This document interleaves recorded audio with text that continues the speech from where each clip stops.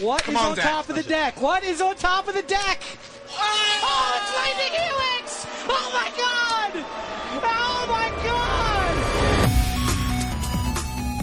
Welcome to Hunt the Week. Yeehaw, everyone, and welcome into the show. Welcome in all you cowpokes and cow folks. Y'all does mean all, and I welcome each and every one of you to the show, whether you are a cowboy, whether you are an outlaw, whether you are a mercenary, a rogue, maybe you're just a giant possum. I don't know what your deal is, but I welcome you. This is Hunt the Week. It is a weekly Magic the Gathering podcast about the Arena Gauntlet League that we love and playing. This is Outlaws at Thunder Junction Week 3. Yeehaw! And I am your host with the most, your Don John DeMarco, your Goku or go home. I am a 4-time invited to the rodeo, 2-time blue ribbon winner, and 1 time I let a possum into my house. That's right. That guy got real crazy, ran around the entire room, would not stop making a mess. But hey, what can you do? I saddled him up, got him mounted, and he returned me back to my hand. That's right. That's a magic card. We're talking Magic the Gathering. We got to get into the show. We got to drop the accent. So let's go ahead and let's saddle up.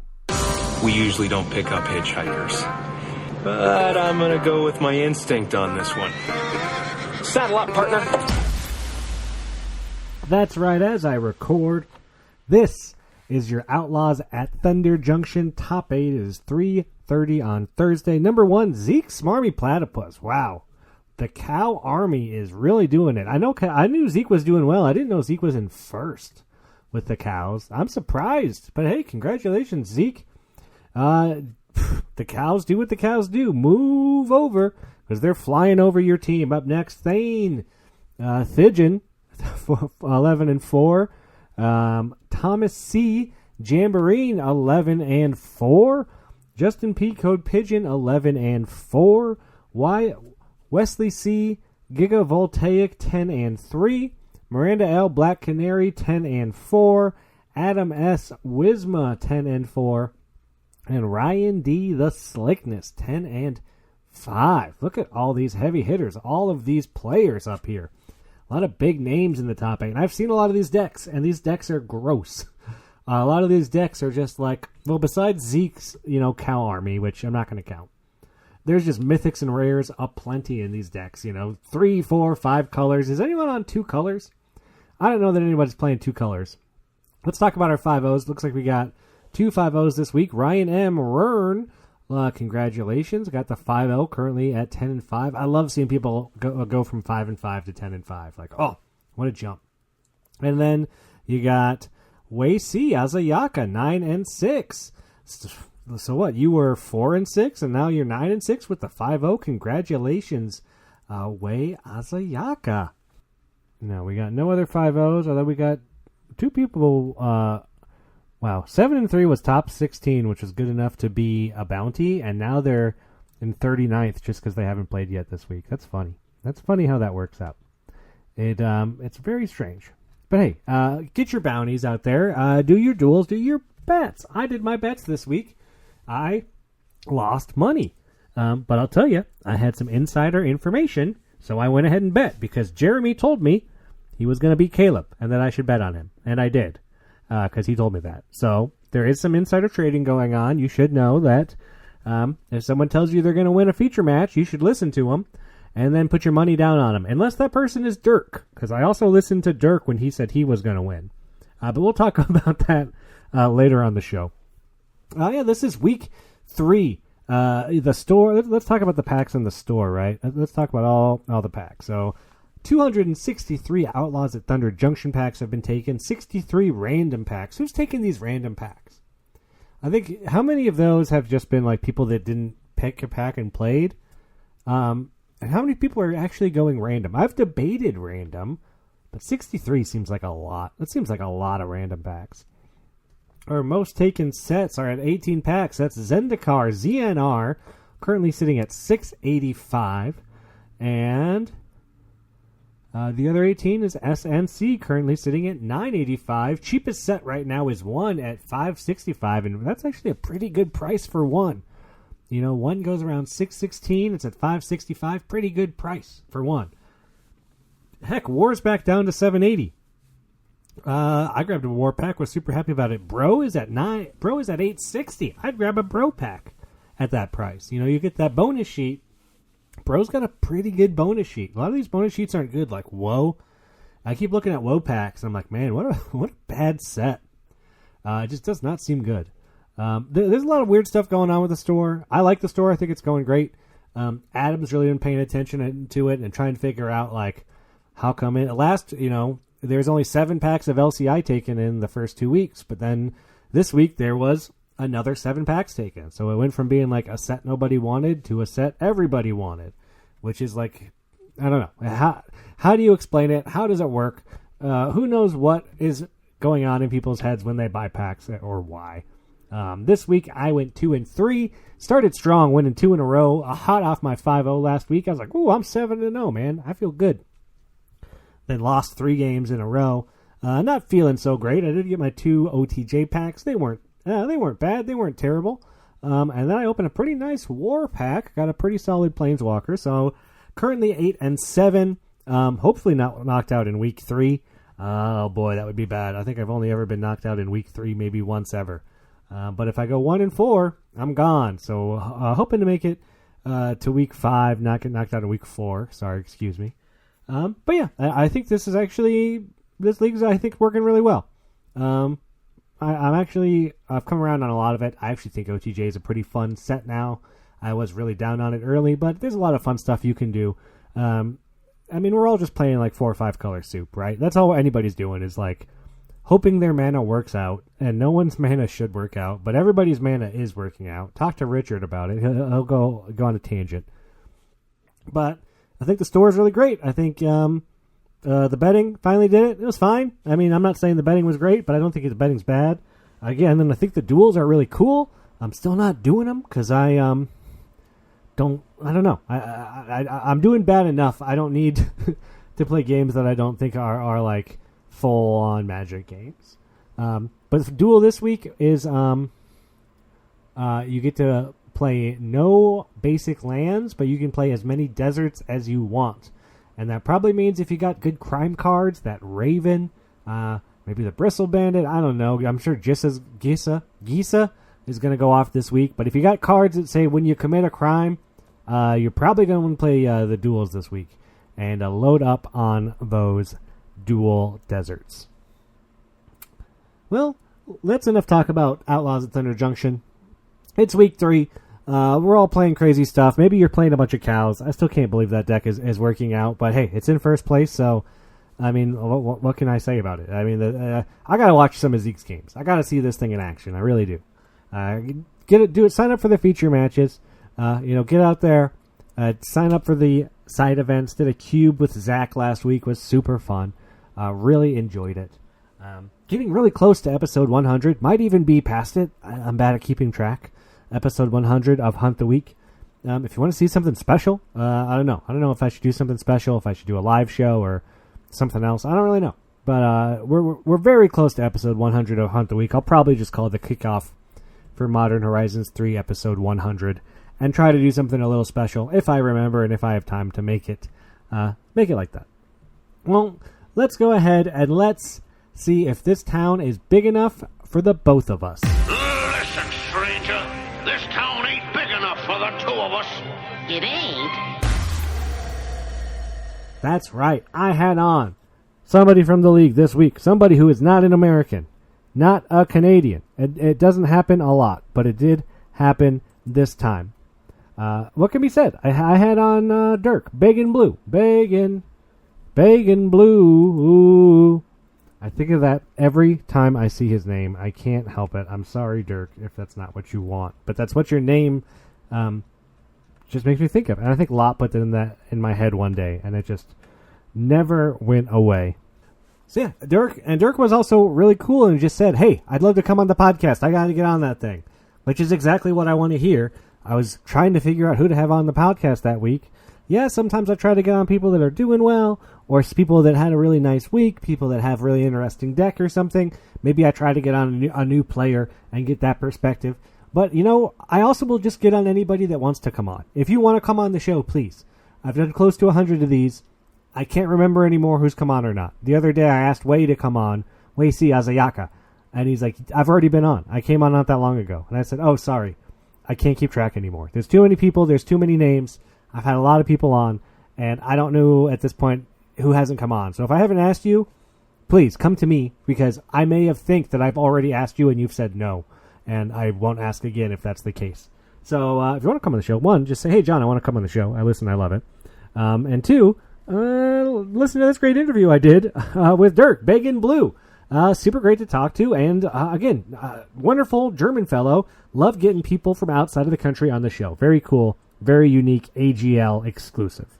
Listen to that interview right now. All right, everyone. This week we're going to figure out if this town is big enough for the two of us, with none other than Dirk, a.k.a. Bacon Blue. Welcome to the show, Dirk. Howdy, partner. Howdy, partner. How is the cows you wrestling up going? So far, I'm having a good time. I've just joined the feature matches playing against Adam. Yeah. It didn't go quite as I imagined, but I did the best with what I could, and I am actually happy with some of the plays I did. So I don't have to be ashamed of myself. No, we're recording directly after your feature match with Adam. You did lose, but you put up a heck of a fight for just having two creatures in a dream in that second game. Really, getting them all the way down to 2, and I was rooting for you. I bet on you, put my money on you this week, Dirk, and I was rooting for you. But sometimes you just draw like 8 lands in a row, and that's how it is. That was money spent on entertainment value. All good. Besides, I got the opportunity to talk mad trash, and that's more than anything. That's like league scores, whatever, winning games. Who cares? I love that you were talking a bunch of trash. You switched your icon to the Undertaker. You really played the wrestling role today. I love to see it. It was very entertaining. Yes, I knew Adam likes wrestling anyway because he put in an emote of of a prize belt. Yeah. Oh, sorry, not belt, title, because you cannot put it inside. I know they are like all getting up on that in wrestling. The title for when he won the leagues. Uh-huh. So I knew that's going to catch on anyway, and he switched his own profile to a wrestler. So I picked my favorite. I really like The Undertaker, watching SmackDown also in the middle of the night because we are way ahead of you guys. Yes, you are way ahead of us. Yeah, I appreciate you recording. It's pretty late for you. You're all the way over in Germany. One of the few Germans we got and the server. And Dirk, I would love to know, when did you start playing Magic? I actually kind of started twice. The first time was 2004 with the most amazing power-filled block of Kamigawa. Oh yes, I was just in 4th grade, and friends of my mother knew the game and showed me a bit about it and offered me to build me a samurai deck and stuff. Oh, cool. And I loved it. Just not because of I had no idea about power levels. I didn't even quite understand the rules right. I thought counter spells are cheating. I still think counter spells are cheating sometimes. Sometimes it does feel like they're just unfair. Of course they are, but I just didn't understand instant spells, which now became one of my favorite things in Magic anyway, because you can just get into the opponent's turn. It's something many other card games don't even offer. Cards like games like Hearthstone, and it is weird to do in a digital version. Just because, I mean, you notice it yourself. If you have to pass priority all the time, it can get messy. You can always tell when they've got that thing they're holding up. You're like, do they have Snakeskin Veil? Oh yeah, they've got Snakeskin Veil. Yeah, I made sure to play full control when I was playing Adam. I saw that when you tapped your mana to hold up the 1 green, and I was like, why is he doing that? I was like, oh, he's pretending like he has Snakeskin Veil. Yeah, I did.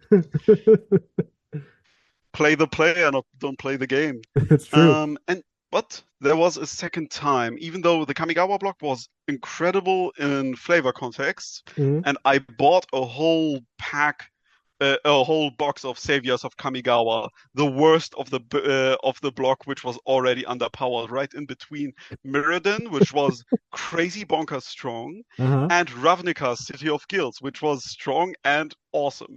Yeah. And I missed them both. I got myself Saviors of Kamigawa, but I just enjoyed the flavor text of the cards and like the whole world and the beautiful art. Uh-huh. It grabbed me. The only problem was I grew up on the countryside. There Oh. was no one to play with.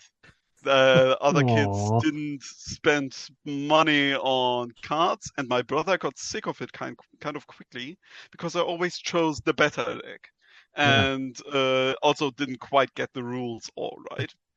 I stopped playing for 15 years, and Wow. I got back into it with Ravnica Allegiance. Oh, A nice. friend, oh yes, which was much nicer. A friend of mine at university was developing games on the side, and he was really excited about game design. And he came up with, "Oh yeah, let's go to that one store, and I have this awesome deck, and you guys try it." Like it always happens, like you Yeah. always get dragged in by a friend. Mm-hmm. And we gave it a shot. We all got into it together at a great store in Frankfurt. And we had much more the community aspect of it, of knowing people, also knowing Uh-huh. your friends, being able to play on the kitchen table. Yeah. And that was is always the best way to get into it. If you have maybe one person who knows the rules Mm-hmm. and you can just sit on the kitchen tables and comments are actually good. Um, It's funny what cards you think are good when you first start playing Magic. You'll be oh yeah. amazed by like this card is 4 damage to an attacking creature. This is the best card in the world. I can kill something with this. Like this card's amazing. Yeah, it's almost cheating. Removal is unfair, all that stuff. Yep. But we got much more, well, not a competitive edge, but I always think a lot about a new player experience because I used to do board game nights at my university myself. Oh, nice, awesome. Yes, I took care of many people who like just got into it for the social element, not for Mhm. the games first and foremost, but just because they were new at the university, they didn't know anyone, Yeah. and they just sat down, had a few drinks. I explained the rules, and let's go. And That sounds great. as yeah, and as great as Magic is, it's always a bit harsh of a new player experience. Yeah. Um, but we got back into it. I played most of the sets after that, only a break during COVID, because Magic Arena just wasn't doing it quite for me, and I was just doing some other hobbies in lockdown. Mm-hmm. So I didn't play Ikoria and Kaldheim. But other than that, I've been chugging along, doing well, enjoying the hobby. And really, it's a good one. It's great to great to sink your teeth into it. I really enjoy finding many different things to have fun with it. Yeah. You know? It's super fun. It's a great game, right? Like you said, you love board games. I think that's something that a lot of people that play Magic have in common, where it's like they like that board game, that strategy element of, when am I playing my cards and the deck building and all the stuff that goes into it. Um, it's so great. And I'm so happy to have you in the server, Dirk. You haven't been around too long, but I love seeing you message people around you. You always have having a good time, making me laugh. So I'm happy to have you here, part of the community. I'd love to know, how did you find the server and the Discord? What made you want to come and play this kind of Magic? Why, thanks. I've been finding the Discord on Reddit. Of I like course, it's to, always Reddit. Every time, every single time. obviously. Yes, it's one of the few times in Magic where people don't get hooked in just by friends, but also where we actually look at the boards and find this new weird way to play the game. Mhm. Because of course you could also do leagues at your local game store, but Yep. it it runs into the issue of buying the cards, actually meeting the people at the store to play the games each time, making sure it's a fair competition, making sure the games are random, and so on and so on. And it was very good to be able to play a league without having to find a store who offers it, especially because Germany has kind of a lack of big stores who Okay. do it. I am kind of lucky at the moment with a premium store and even actually two kind of premium level stores kind of close. Shout out to the White Rabbit. And but it's still a 30-minute drive. And also, this is just a way to have the community aspect that I really enjoy about games Yeah. in Magic Arena. Yeah, the community here is just it's so great. There's so many people. They all have their own personalities. Like I said, there's you. I know you're new, but also Wesley's really new, and Wesley's got all the emotes that just I'm crazy for. Yes. There's Miranda. They got, like you said, Adam. There's just so many people. You can't even name them all. We'll be sitting here for 10 minutes just saying names. Absolutely. You're able to get even more into it sometimes when I even actively ask people, hey, want to join a voice while we play? Mm-hmm. Just because then you are able to talk to them while playing as if you were sitting at the table compared to just sending them some emotes and that's it, and you're never going to see them again. Yeah, those games are a lot more fun. And you get to learn more about the person. And like you said, I like to do a little trash talk. I like a little trash talk while I play. Oh, that's fun. Oh, Yeah, yes. And it's not just the trash talk, though. It's also just basically like you see the look on someone's face, even though you don't actually see them, but you get their reaction yeah, if something happens, if there's an upset, if something surprising, or you're playing the biggest card of them all, and he's just, oh crap. And it's that is the real fun about the game for me. That you are able to, have the experience of it, and you have a story afterwards. Just like I had to really try to get into Adam's head because my hand wasn't helping me, and try to fake him out, and actually being successful at it for a longer time, and being able to tell stories about it.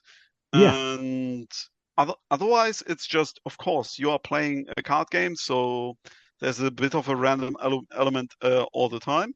Hmm. Sometimes crazy stuff happens anyway, but it's always great to have a witness, and it's always also a bit of connection because the other person can just say, "No, this is bullshit." No, he's going to be just as surprised at what happened as you are. Yeah. Yeah, it's fun. It's that you never know what's gonna. I'm still finding cards in the set I didn't even know were in there. I mean, there's so many. I'm just enjoying it so much. Mhm. We're deep into Outlaws at Thunder Junction. This is week 3 as we are recording. Are you liking Outlaws of Thunder Junction, and are you liking the league mechanics? You've been in a couple leagues. This one might be I've a little different. What do you think? I've been in 3 leagues now. Yes, Yeah. I've been MKM, Chaos, and OTJ. I do enjoy OTJ a lot as a set. It's pretty damn wild, just because obviously the power level is pretty Hmm. high. But they managed to slow it down a lot by cutting down on the big ass 1 and 2 drops and giving the evasion and the flyers a bit of a rest. Yeah. Also, MKM was really disincentivizing blocks. In MKM, you had to suspect, and you had all those hidden interactions with cloaked creatures, so it was Hmm. always smart to just let them through, which really sped up some games. Yeah. Um, I do like it mostly, except for the second bonus sheet, the big scores, just because they are either useless or crazy bonkers strong. Yeah. But like I said, it's causing upsets, and obviously I enjoy that deeply. Also, the flavor of the deck of the set is just working much more than MKM did. The Western just works better than because it's actually in the Western story there isn't a single cowboy, but lots of them.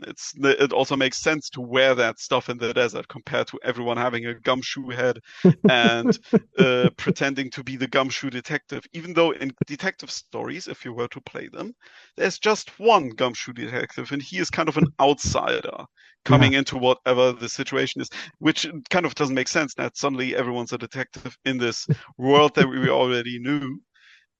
So I do like this set a lot. The Western tropes are also just fun to have. Some of the mounts are just funny to have. Also, it's funny flavor if you start mounting with your mounts. And I do love the possum. The rambling. Yeah. Oh, it has those crossed eyes, hanging its tongue out. There are no thoughts. But it's a friend because it's friend shaped. It's great. Yeah, Um, I've come around. When I first started this set, I was really anti, and I was really not liking it. But I know I've been drafting this thing for weeks now, and it's a fun set. And, like, there's just so much fun stuff going on. I love all the bonus sheets. I do agree, Big Score is like the worst one because so many of the cards just do nothing. But I really am seeing cards. I saw a card today, and I was like, I had no idea this card was in this set. Like, I'm still seeing stuff that I don't know what's in there. And I like that. I like that aspect of it, that there's all this wild and crazy stuff that's could happen. And 15% of the time you just lose to some crazy bomb, and you can't control it. You have to get used to that and accept it.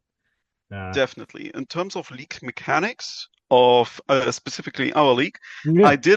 obviously I did have a lot of fun in my very first league in MKM, where Yeah. I was making. I am a loud personality. I try to like engage with the community a lot, and that was noticeable when I was trying to figure out the puzzles in MKM and spending one day with the newcomer rookie puzzles, where there again a whole story enqueued with warm welcome, being Yeah. sunglasses, Patrick Star falling into a well, and a rooster.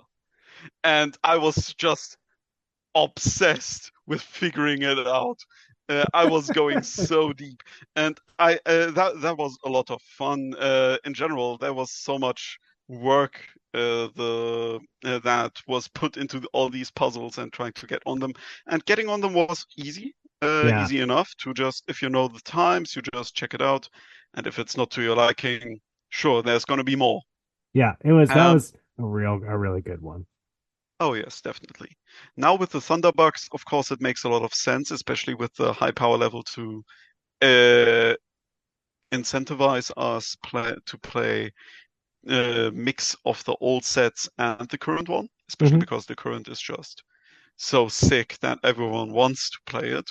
Oh yeah. Uh, if we had a sudden drop in power level, it would have been really awkward if everyone were chasing other cards, but also that would have balanced itself because we were paying up into it. It feeds into my interest in game design that the league committee is putting a lot of designing thoughts into it and also taking lots of suggestions, which is very fun. That's one of the few things in the league I didn't engage much with, just because I do not have the experience with how the old leagues and sets and mechanics went so far. Hmm. So I just trust in the people who have a bit more experience to do a good job. But I am happy with what they did with OTJ so far, definitely. I will say, for coming into MKM, you've come in at a time where you're just seeing like a lot of the wildest and craziest stuff that they've done. They've all been working out and they've all been great. Yeah, the OTJ, the Mhm. Thunderbucks are good. This is my first week betting on matches, so I'm kind of watching all the games tonight to see if I'm winning any money. And the Oh duels yeah. have been pretty cool. Um, Oh yeah. yeah, They do encourage lots of community engagement, yeah. which is, of course, the most important thing in my eyes. There have been some discussions about the competitiveness, that it's maybe disrupting the perfect competitiveness and skill expression of some things if people get, I don't know, some sick card from MKM. Hmm. But I have learned pretty quickly that balance is sometimes being overrated. Like the league doesn't have to be perfectly balanced. to be good, exciting, and also still express the skill of the players. Because yes, there's some random element, but that's kind of inherent to Magic anyway. Mm-hmm. And also, it is, like I said, the most important thing is getting the stories out of it, of getting something exciting, big upsets, and something new to experience for like us together. And that takes precedence sometimes over just being in a vacuum, as if we were, I don't know, playing competitive drafts all day long. But yes, I enjoyed it. It's great to look back at the leagues too and be like, yeah, MKM was that crazy, Clue League. How fun was that? And we'll be looking back at OTJ in a few months, and you'll make, yeah, what a fun time that was. Playing the store and the Thunder Bucks, and everyone had the cowboy hats. I just love how everyone has a cowboy hat in their picture. That's enough. Like, I love that. I think that I like it when that stuff happens. It's really cool. All right, Dirk, I would love to know. I always learn a lot about somebody from this question. What is your favorite Magic card? I think my favorite would be Collected Company. Ooh. Specifically because it is, well, it has lots of artworks, but I have a stamped top 8 promotion card that I won on the very first store championship at my local game store, the White Rabbit. Wow. And that, first of all, it's giving me lots of credit in the store. I've been getting multiple stamped top 8s. Usually I do place in the top 8s, always the bridesmaid, never the bride. I didn't never got one of the first place cards. But that was the first that I'm always keeping as a good luck charm. Also, cool. It is a great, fun card to play in my favorite color. I am a very green player. I play the board all the time. If I draft, usually green just runs after me. And every time you play that kind of card, you are gambling. You are just paying giving it a prayer and saying, "Daddy needs some new shoes. Yeah. I need 3 drops in this, or I am beefed."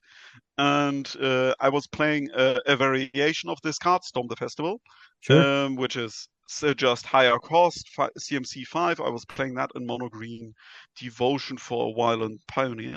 Uh-huh. And obviously you play Collected Company right now in both Angels and Abzan, the Abzan combo deck. Mm-hmm. It is just fun to have a gambling moment, but still it makes lots of sense to play this card because it gets you good value. It supports you on the board. It's instant speed, which is always my favorite thing. Yeah. To surprise people with it and sometimes have this big upset and think around the timing of things. So I would say, yeah, Coco is most likely my favorite. I love it. And what an answer. Yeah, instant speed, but in green. It's not something you see a lot, and a very unique effect too. And it is that, like, sometimes that card does nothing. Sometimes you play 4 mana and you go, okay, your turn. And you don't put any creatures on the battlefield. And both cases make for a great moment. Yep. It is hilarious if you whiff, and it feels amazing if you get the stuff you've been praying for. Mm-hmm. And it's just always a great little bit of excitement to get that out there, even in competitive levels or casual. Well, we know your favorite Magic card. My next question for you, what is your favorite Magic set? This can either be your favorite, set to draft, or just something you're really nostalgic for. But yeah, what's your favorite Magic set? My first idea about that is for the Kamigawa block itself, just because the flavor text of that block is maybe the best of all of Magic. In the history of Magic, I have been in awe of some of the things they were writing on the most terrible cards. And they like I said, they were enchanting me. I was pretending they were the spell you have to say to cast the cards. And there has been this wonderful video of heuristic studies of the old Kamigawa where he had voice actors read them out. Oh wow. And they are stunning. I really love that YouTube channel in general, but that is maybe one of my favorites, where the cards, the Wandering Ones, it's a 1/1 blue vanilla creature. Mm-hmm. They have this wonderful, sad and flavor text about the spirits stopping to help you and people being confused about it. You know, they had this great relationship with their world and losing it slowly, and that was just putting me into awe. But of the actual gameplay side and in general being great in any way I like it, Mm-hmm. Strixhaven School of Mages really Ooh. blew me away and was a really important time in my life as well. Also, I slammed people in the draft, which is wonderful. It was really clicking with me. Yeah. But also, I was in the hospital when it came out. Oh my gosh. Yeah, I needed some surgery on my leg, and that I was spending my time when it just came out a few days after I got in there.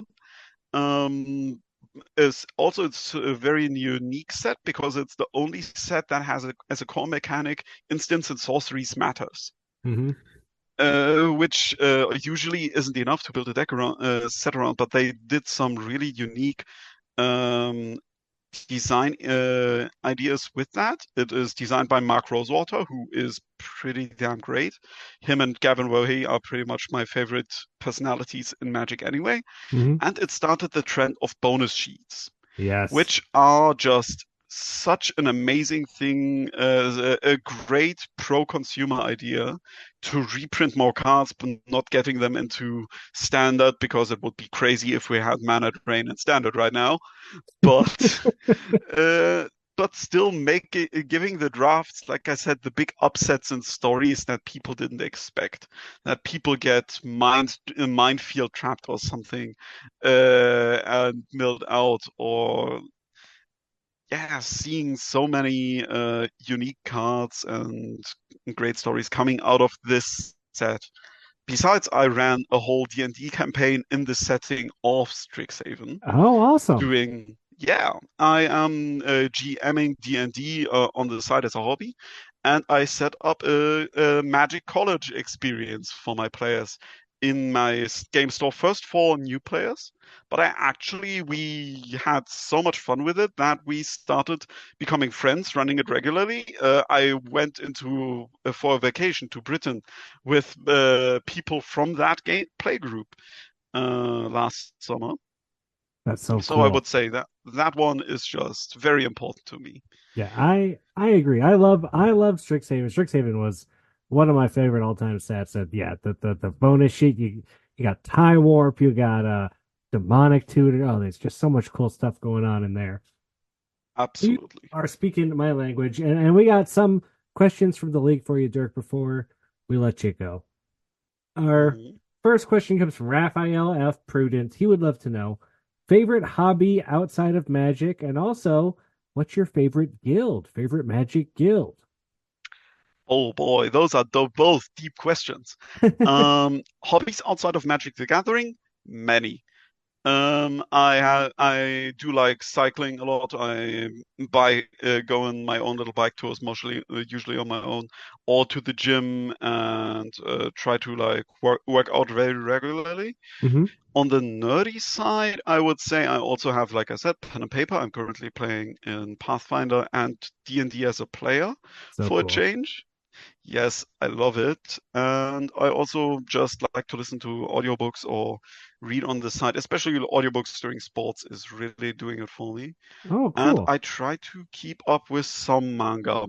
Mostly I try to keep up with One Piece and My Hero Academia at the moment because they both are about to finish completely, and it's going to be important to maybe be on the train when it ends. Hey, you can be a part of a moment in history when that happens. Yes. It's important. Yeah. And obviously, you also don't want to get spoiled on this stuff. It's going to be a huge deal when One Piece finishes and people are finding out what's at the end of this whole thing. But Yes. also, it was about the journey. But like, thank God they are not going to say it was the friends you made along the way. If they were coming up with that's the treasure, no, that's a lot of honky. What if it is? What if it is the treasure? Who knows? Oh, they actually confirmed it's not Well, friendship. good. They were really explicit. You are not getting that kind of bull crap. It's like you're gonna get that Lost ending, the Lost TV show, where it's like, there was this thing, and it was fine. Oh God, it's a nightmare. And to get to the second part of this question, my favorite guilds makes a lot of sense. It's Selesnya. Love it. Yes, because first of all, it's in green, which obviously is speaking to me. When the set first came out, first I thought I were into Simic because counters are great, but tokens are better. And Convoke is such a slam dunk cheat with your mana mechanic that just is always working, always feeling great to make these decisions if you want to attack or cheat something in. And also, I really like the whole flavor of the guild, just because they are obviously about building community. They are trying to just have a peaceful life, chill out in the gardens, maybe feed the big ass siege worms, and hang out with Loxodons. It's great. Who doesn't want to hang out with some Loxodons, Exactly. They are the most relaxed, friendly guys, but also they can mess people up who mess with you. It's the best of all worlds. Also, if you were to live with a guild, Selesnya would be a very easygoing, relaxed life in the gardens instead of, I don't know, being in the sewers with Golgari. That stinks. Literally. Yes, I said it. You come Literally. Our next question comes from Evan, and I want to know this too. What is the inspiration for your name, Beggin' Blue? Does it have anything to do with the song Beggin' by Frankie Valli and the Four Seasons, or the MadCon or Mainskin covers? What's up with Beggin' Blue? That is a very good catch, and it's true. It is inspired. It was inspired by MadCon actually, because the song came out in 2008 back then, which was obviously teenage years for me. So we all pick our awkward online names for a bit. And my first ones weren't that great, but also my first one was in German. Nice. And this, when I picked one for League of Legends, I picked an English name instead, and I was thinking about like, okay, that's a great song, but I was like making a bit of a rhyme because begging with you is a bit on the nose, and it still kind of makes also still sense because you're begging when you're blue, when you're feeling blue, and if someone actually knows the songs, they do start catching this.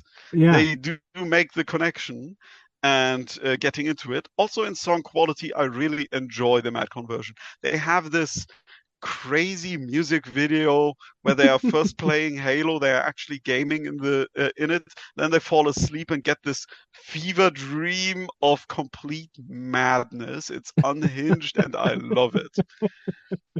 That's so funny because I always see your name and I always just start saying Beggin' Blue.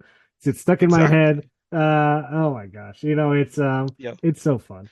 Frankie Valli and the Four Seasons is my number 2 on this, and Måneskin is third.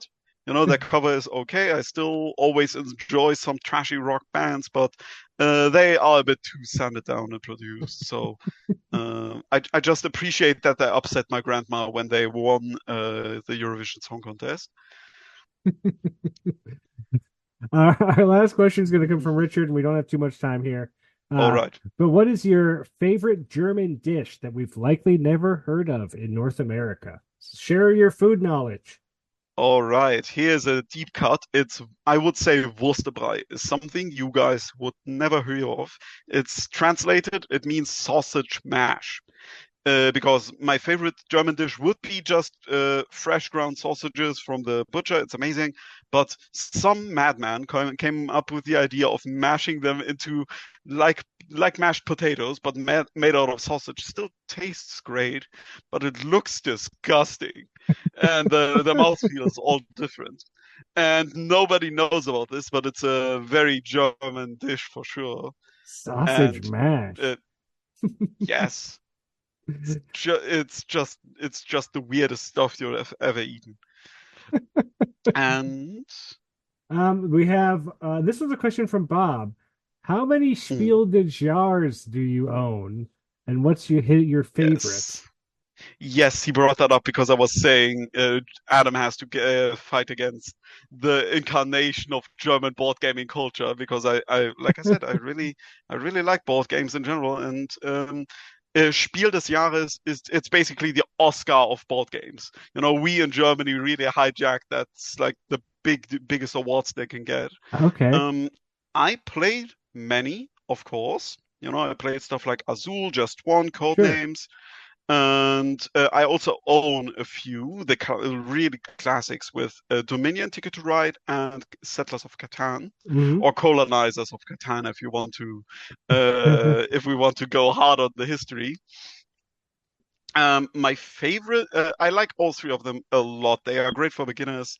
They not have this Monopoly style pitfall of some poor person losing and having to just sit on the side while we keep on going for 2 hours. Also, Monopoly is terrible and it's a garbage game for garbage people. No, and I'm not going to yuck your young, but I really don't like it. My favorite out of the three, I would say, is Ticket to Ride. Ooh, that's It's a very great game. charming. Yes, there are great variations of the game, and you can explain it really quickly and play quick turns. It's just very accessible for people. You can already start the games really easily. You can explain the rules very fast, and also it has very fast turns. Hmm. People just figure out a plan, they adjust to each other because we all draw from the same deck, but we're also trying to just follow your own plan, make a bit of a route on yourself, and just incidentally start engaging with each other. So it's not extremely competitive. It's not very threatening, but still a great story. And no, everyone is able to engage because you can take quick turns and have them just have fun with the board game before you open them up for the more complex games that you can get them into later. Yeah, Ticket to Ride is my go-to board game for someone that I don't know how they feel about board games or if they even really play many board games because it's a simple game. It's nice and easy. It's almost like Candyland. Just pick up a card and make the colors match, and then you build your little train. But it's super fun. It's a great game, and it's complex with strategy and uh they start a Ticket to Ride and you go all the way down to Betrayal at House on the Hill. You do some Pandemic. You start playing all these great games and having all these fun board games. Yeah, I love that stuff. Absolutely. And it does not feel condescending to anyone to play it. It's actually something where adults don't feel like they're doing a childish thingy, but also children are happy to engage it as well. Hmm. It is really open to everyone without giving anyone the feeling they are not at the right place or that it isn't for them. And way better than Monopoly. I agree. Monopoly is not a real board game. Well, there's a whole story behind Monopoly where it was invented by a woman to criticize capitalism, Oh, but really? instead the capitalist was taught the rules, put on the patent. In the patent, he got one of the streets wrong, like he didn't even steal it right, and he is still being praised for doing this inside the American versions of certain That's so Monopoly funny. versions. It's sad, but also it is just it's truly a capitalist, just a story behind a story. But yeah, it doesn't feel great if people are getting excluded or have to be really cutthroat. Yes. And there isn't much skill expression. You're just rolling your dice, hoping you don't get to the right place. Not the best, but it's anyone who likes it, okay. Our next question comes from Jeremy E. Lorgoif. I love this question. Do you ever encounter any members of the famed German Team Phoenix Foundation at MTG events? Kai Buda, Dirk Babarowski, or Marco Bloom? I sadly did not, but I do like that Germany has become a competitive name in Magic circles. Yeah. Because like I said, we do have a strong culture in board games. We care about them a lot, and we care about Magic a lot. There are lots of very active players, though there are not enough active premium stores and big events for me to like give the opportunity to meet them. I've only been to one Command Fest in Frankfurt, and now I'm soon going to the Magic Fest in Amsterdam, which I'm really excited about this summer. Awesome. Yeah, it's gonna be great. But it is unlikely to meet those guys, but I would be happy to have the opportunity, of course. Of course. Our last question comes from Jack H. Rakic. How are you enjoying the league and community so far? What's your favorite part about League that's different from normal limited Magic?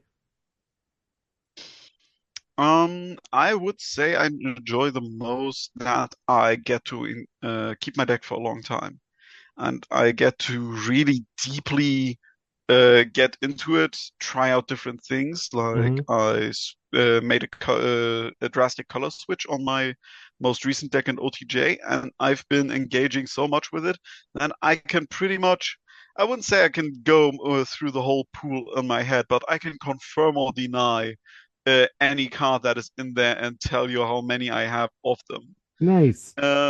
Just because you start to really try to make the best of it and get your inner Johnny in there to like really get flex your deck building muscles. And it's not going to be gone after you've won, I don't know, 6 or 7 times, got your trophy, or maybe just lost 3 times, even though you thought it was great. But instead, you get to engage with it for the next few weeks and just see what it evolves into as well, because the evolution of the deck is also big from what it used to be when I played MKM At first, I played blue-white detectives, and then it's turning into the whole 5-color soup that everyone else kind of. It wasn't quite 5-color soup because my black was terrible. But I completely switched the colors at some point. But playing detectives and playing, I don't know, 4 Market Watch Phantoms is something that is always going to be there for me. And I have a new favorite common in that set that nobody else cares about. Yeah, and it is different, right? So you 6 weeks of playing with the deck if you're lucky, but you get to play so many different games and you get to watch it grow and change. Where it's like, man, this rare that I didn't like in week 1, all of a sudden is really playing well in week 3. Now that I've switched into these colors, or I started doing this thing differently. Like there's so much time for things to change, so many packs to open and different cards to get. Like it's yeah, it's so fun and so cool. And absolutely, Dirk, I thank you for being a part of it. I thank you for being a part of the league, for being who you are, for being the German man coming in here, and like you said, you're a big, strong personality, and I wouldn't have it any other way. Yeah, you make yourself known, and I love it. Thank you so much. Much appreciated. It's a pleasure. Right. Good luck out there. The rest of Outlaws of Thunder Junction. And hey, we'll see you out there on the battlefield, Dirk. See you then. Dirk was awesome. I could tell. That guy, so cool, so good to talk to, so friendly. I don't know what else to say about him. He was I don't know Dirk that much. We don't interact a lot. He's normally got an avatar that's a cute little mouse, and I love it. I love seeing it. But right now he's the Undertaker, and I love that too. I like his attitude. I like his approach. I like he's a positive guy, but he's also a little brash. He puts himself out there. But that's what you got to do in a server with, hundreds of people like this to know who you're talking about and who's going on. And I'm talking about Dirk, Beggin' Blue, who didn't have a great feature match against Adam, and I did lose some money on him. But hey, that just means that next week it'll be even bigger winnings when I bet on him, and he wins.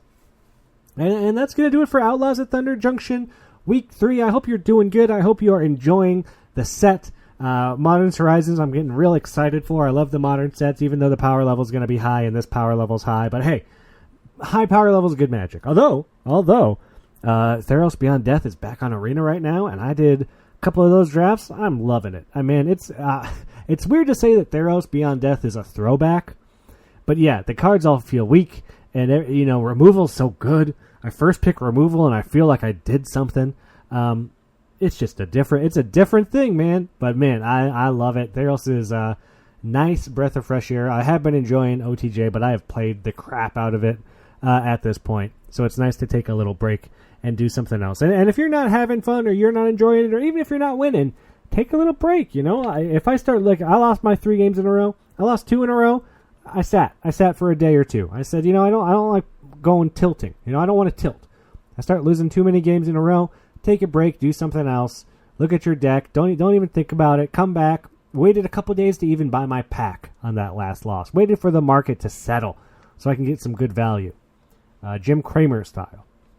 But hey, it's tough out there, get your games in, hopefully you win, and hopefully you can learn how to deal with cows. People got to start putting reach creatures in their deck apparently, or we are all going to get run over by these cows. Until then, I hope you get to keep a good 7, because that's what it's all about. And that shuffler is in your favor, because you got to draw some good cards to keep up with their good cards. And you don't want to draw land. No one ever wants to draw land, okay? Unless you've got a 6-drop on your hand and you're stuck on 3 mana. But at that point, game's probably over anyway. So, sorry. And we'll see everyone here next week for Outlaws at Thunder Junction, Week 4. Bye, everybody.